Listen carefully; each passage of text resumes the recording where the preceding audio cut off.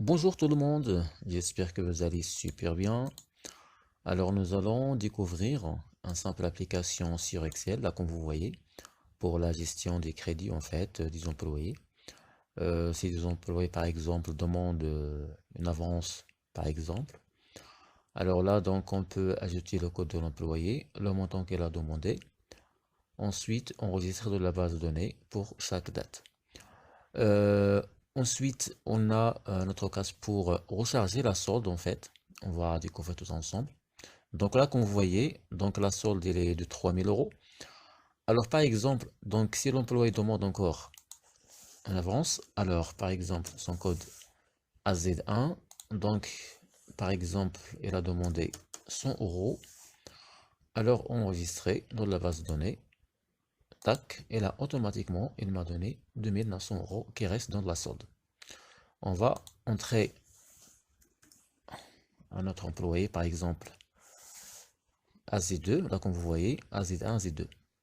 Alors il a demandé par exemple 900, alors enregistré.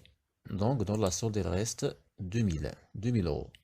Pour calculer le total de chaque employé, en fait, on peut le faire par filtre.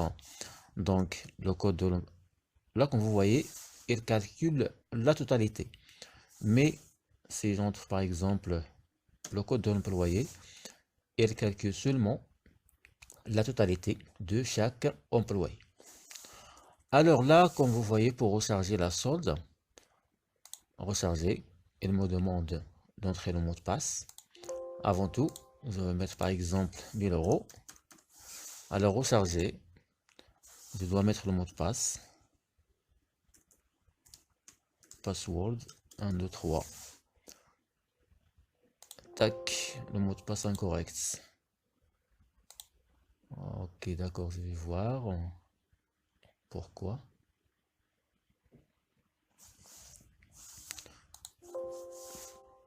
Mot de passe incorrect, pourquoi? Alors 1000 euros, recharger, passe, word 1, 2, 3, on va voir. Et là, ça marche. Donc, le solde a été rechargé avec succès. Là, comme vous voyez, encore j'ai 3000 euros. On va faire un autre essai. AZ1. Le montant qu'il a demandé, 1000 euros. Enregistré. Et voilà, toujours, il reste 2000 euros. Pour aller vers la base de données. Et voilà, la base de données.